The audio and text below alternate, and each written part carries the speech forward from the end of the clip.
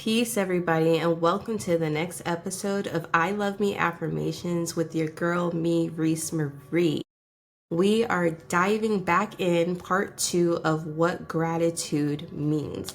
If you listened to my last episode, I introduced what gratitude was. We went over why gratitude is good for us, the benefits of practicing it, the emotional benefits, physical benefits, the social benefits. And today we're going to go into how to practice gratitude. And then we're going to even go into how to practice gratitude during difficult times. So let's just go ahead and dive right into it. So the first one we're going to go over is how to practice gratitude daily. So again, like I had said before, gratitude isn't just I am grateful for life, I am grateful for this. There are people in our lives that do things for us that we can show gratitude towards them, like giving a compliment, or writing a gratitude letter. Then we can also do gratitude meditation, where we actually like sit down and zen out and just show our gratitude, express our gratitude, get deep into it. I am so grateful for this and why we're grateful for it. Feel it and sense it. We can journal, which is one of the most popular things, is gratitude journaling. Again, if you don't know, I have a daily gratitude journal, which is in the link above, and I get into what gratitude is and how to make it a mindset, a daily mindset. It's gotten to the point with me where it's not just that I do it in the morning or I do it at night anymore. It's throughout the day. If something, happens, I'm so grateful for that. If I walk into my living room and it's all pink, I just thank you for my girly pop living room. I say it all the time. This is my girly pop living room with all the pink decorations and everything. It makes me feel good. Like, this is an expression of how I feel, and being able to see it in the physical, I'm grateful for it because it just takes me back to when I wasn't able to do this. So, like I said, we get into what gratitude is, because at the end of the day, if we aren't grateful for the things that we currently do have, what makes us think we're going to be able to get more if we're not grateful for what we have? So that's why I'm just so intent on helping people realize what gratitude and being grateful for the things that we have, all the doors that can open up for us. Okay, I know that sometimes there are challenges when it comes to journaling like that, because we don't feel like it. We feel like we don't have enough time. You might feel like you don't have anything to be grateful for, but there is time. We can sit here and be on our phones for hours at a time. Why can't we just take 3 to 5 minutes out of our day to say what we're grateful for, to feel what we're grateful for? I have made it an intention to wake up earlier than my house, and I'll come downstairs, make my coffee, go to my girly pop living room, and turn on YouTube gratitude affirmations. I'll sit on my couch and I will listen to them, and for a good 20 to 30 minutes, listen to these affirmations, say them over. I'm like, oh, that's a good one. And then I'll look around and just, feel like I feel like I'm on cloud 9 in the morning when it's completely quiet before I wake the house up. So there are times that we can, if we make the time. It just depends on if it's important enough to us. Okay, so gratitude journaling, again, link in bio. Gratitude affirmations, you can go on Google. If you're like not feeling inspired, you can Google what gratitude affirmations and then look at them, and things might pop up as they go. I know that sometimes there's difficult times to show gratitude, right? I'm going to give you guys an example. My birthday.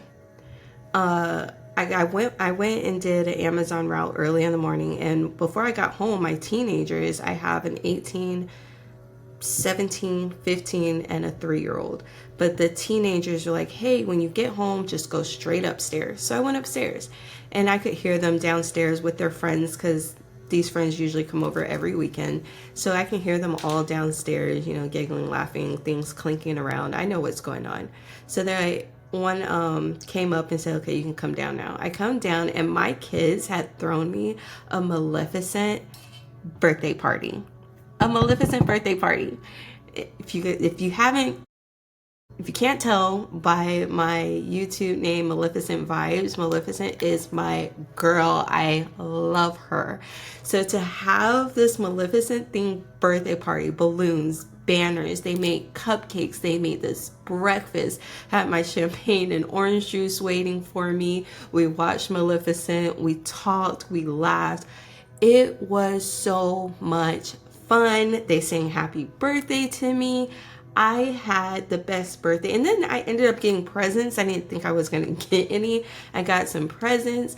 I got this really heartfelt card and this note that just made my mom heart burst wide open. I had the best birthday morning. Unfortunately, somebody who you would think would reach out to you for your birthday didn't.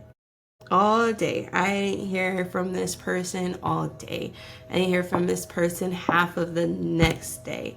I had to make a phone call to somebody, and then I ended up hearing from them later, because I really did feel, I was in my feelings about this. I'm crying, upset, sad. Like I said, this is somebody who you really feel should reach out to you for your birthday. After a while, I thought about it. What are you crying for? Somebody forgot your birthday. But there were literally 8 teenagers and a toddler in your house celebrating you.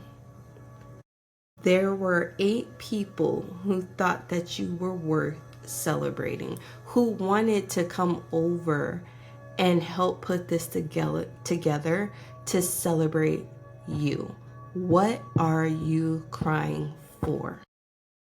Because let me tell you, I later, after reading this note that I had gotten from one of my kids over and over again, I said, you know what? It's okay. Because in this note, and with celebrating with these teenagers, again, these are teenagers, I'm breaking generational trauma. I've broken it.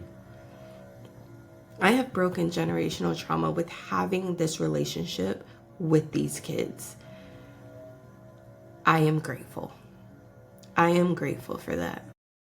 And everything else was just like, it is what it is. Later I got the call, apologies were swapped. I didn't accept it right away, I'm not gonna even lie. I took a second, I took a beat, called the next day, everything was fine. But what did I not have to be grateful for when I literally said I had the best birthday that I've had in years? My child's father sent me a good amount of money so I can get something that I really, really wanted. I was not expecting it. Took me out to eat. What are you upset for? You have people in your circle, your very, very, very small circle, that love you. One of my best friends sent me a Maleficent backpack with a dragon on the back of it. I was in tears, so excited and happy.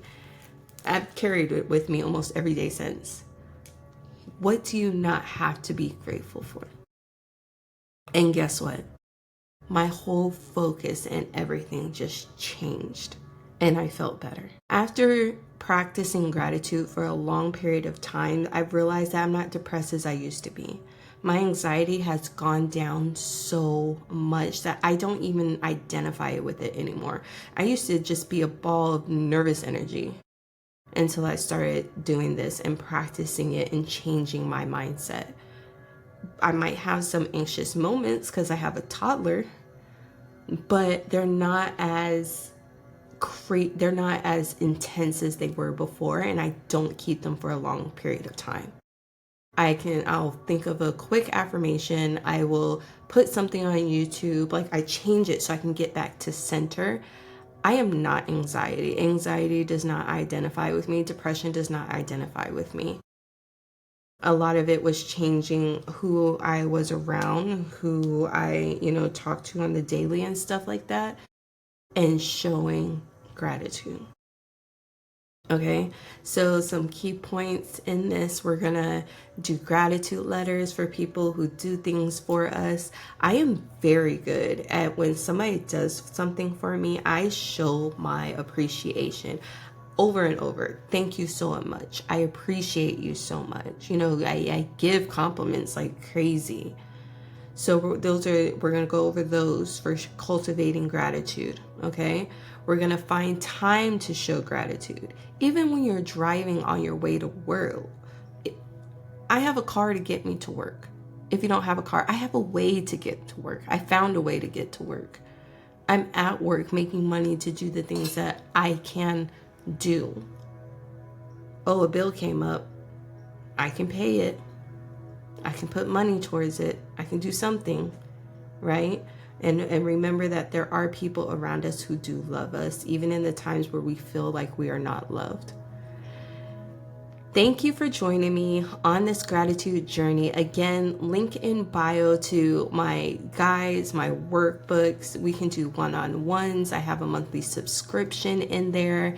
And next week, we're going to start overcoming self-doubt. Overcoming self-doubt is another huge one for me. I don't want to get too much into it right now because I will talk forever, but we might have 2 or 3 episodes on that. Obsessed, so excited, so in love. Please like, share, comment, subscribe if you haven't already. But I am so grateful for you being here. I am so grateful for you listening. If you have any questions, drop them in the comments. But remember, I love me. I love you. Peace.